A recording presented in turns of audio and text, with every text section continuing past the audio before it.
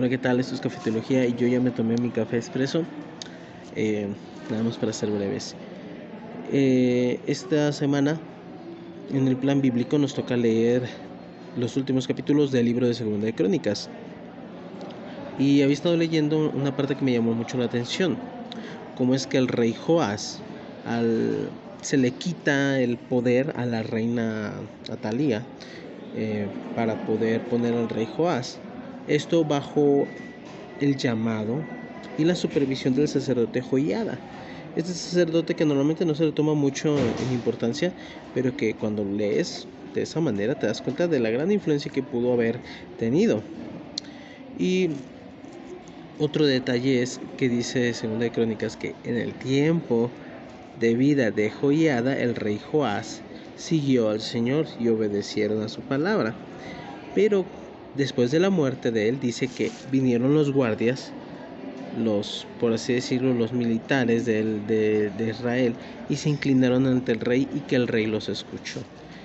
Después de la muerte del sacerdote Joiada se empiezan a desviar y dice la Biblia que Dios les mandó profetas, incluso que le mandó una carta del profeta Elías, creo, y ellos empezaron a desviar después de la muerte de este sacerdote. Eso también le pasó al rey Usías, si no me equivoco.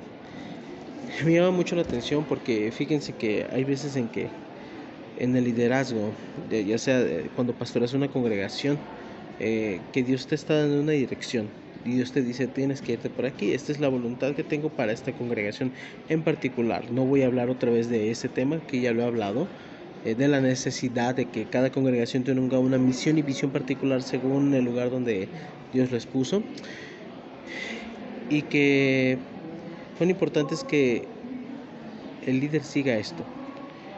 Normalmente los líderes, lo mejor es de que se vean rodeados de personas sabias, que también conozcan la voluntad de Dios y que puedan ayudar y que puedan dar dirección de cómo se puede seguir esa voluntad, cómo se puede llegar de A hacia B de la mejor manera, sin tanto rodeo, ¿sí?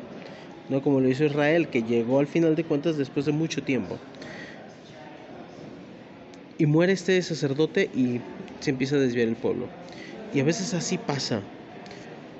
Se nos da una dirección de parte de Dios y la estamos siguiendo por un momento, pero de repente cuando se nos quitan personas o empezamos a escuchar a personas que no convienen, empezamos a desviarnos y se nos empieza a olvidar cuál era la voluntad de Dios, ¿sí?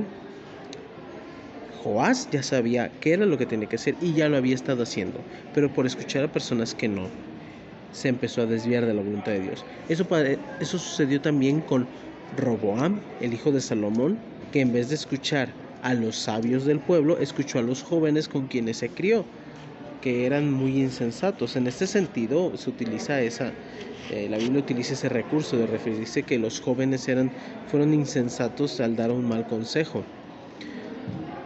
Y pasa siempre.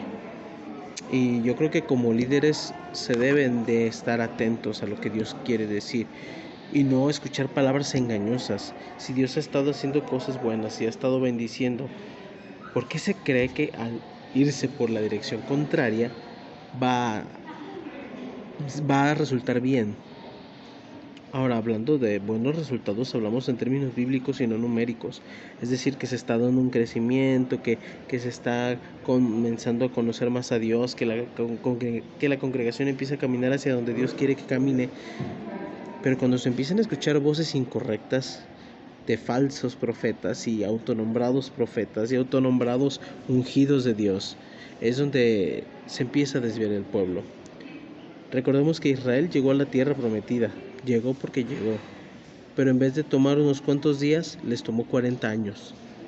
El pastor Jonathan dice, eventualmente vamos a llegar a donde Dios quiere que lleguemos, pero si tropezamos mucho, si no escuchamos la voluntad de Dios, en vez de tomarnos poco tiempo, vamos a hacer rodeos y vueltas, y se nos va a alargar el trayecto para un trayecto que debíamos de durar poco tiempo.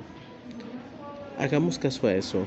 Líderes, cuiden de verdad a quienes tienen a su alrededor que les esté aconsejando. Que no sean personas que únicamente les hablan por hablar y que les endulzan el oído, o gente que quiere únicamente beneficiarse a sí misma. Escuchen lo que Dios tiene que decirles y no solamente esperen que una voz les hable del cielo.